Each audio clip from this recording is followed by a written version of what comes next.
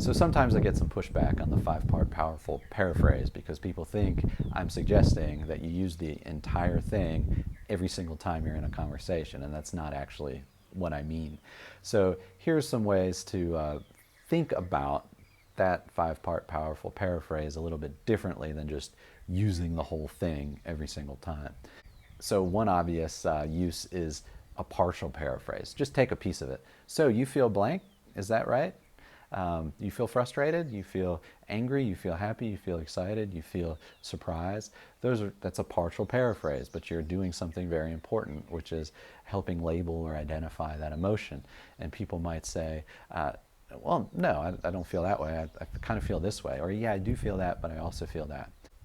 Of course, you could also paraphrase the facts or the situation. Okay, so let me see if I understand. This happened, and then he said this, and then she did this. Is that right? So in that case, you're paraphrasing it, but you're also offering a question, and that's another good way to think about using the paraphrase. And then obviously that third blank, you could just use the paraphrase, but ask the question of, why do you feel that way about that? Or what do you think is driving you to feel so strongly about those facts?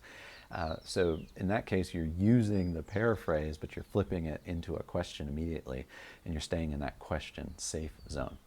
But the other thing that people don't normally think about is that you could actually start a conversation with the powerful paraphrase.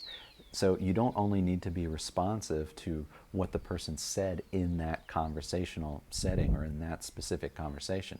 You could start a conversation off with, so it seems like you feel blank about blank because blank. Is that right? Imagine starting a conversation that way, or starting an email thread that way. And what you can really do there is offer that person a safe space to respond. A political conversation or discussion or debate or dialogue is a good example of this. What if I just started not stating my opinion and kind of putting my opinion out in front, but instead offered to the other person, okay, so it seems like you feel blank about blank because blank. Is that right?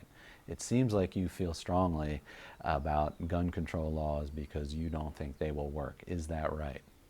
Or it seems like you feel really strongly about having gun control laws because you want to stop all these gun deaths happening.